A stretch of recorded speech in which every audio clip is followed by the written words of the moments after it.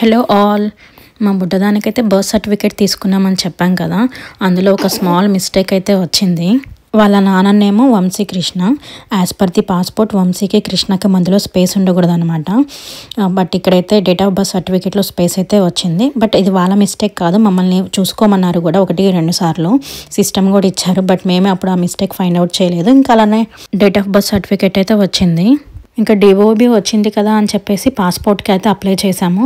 ఇంకా అక్కడికి వెళ్ళి విఎఫ్ఎస్ ఆఫీస్కి వెళ్ళాక వాళ్ళు ఫైండ్ అవుట్ చేశారనమాట ఈ మిస్టేక్. ఇంకేం చేస్తాం, మళ్ళీ ఇంటికి వచ్చి కౌన్సిల్ ఆఫీస్కి మెయిల్ చేసి కాల్ చేసి అపాలజైస్ చెప్తూ మెయిల్ అయితే రాసాము. ఇంకా వాళ్ళైతే మీరు చెప్పిన రీజన్ మాకు వ్యాలిడ్గా అనిపిస్తేనే మళ్ళీ date of birth certificate update చేస్తాము అని చెప్పారు. మొత్తానికైతే మేము చెప్పిన రీజన్ని వాళ్ళు యాక్సెప్ట్ చేసి న్యూది డేట్ ఆఫ్ బర్త్ సర్టిఫికేట్ తీసుకోవడానికైతే రమ్మన్నారు. అంటే ఫస్ట్ది ఓల్డ్ది ఇచ్చి తర్వాత న్యూ తీసుకోవాలన్నమాట. మనం కౌన్సిల్ ఆఫీస్కి పెట్టిన మెయిల్స్ చూపిస్తేనే అవి మనకి కొత్తవి ఇస్తారనమాట. న్యూగా అప్లై చేసే వాళ్ళు 1-2 సార్లు చెక్ చేసుకొని కన్ఫర్మ్ చేయండి.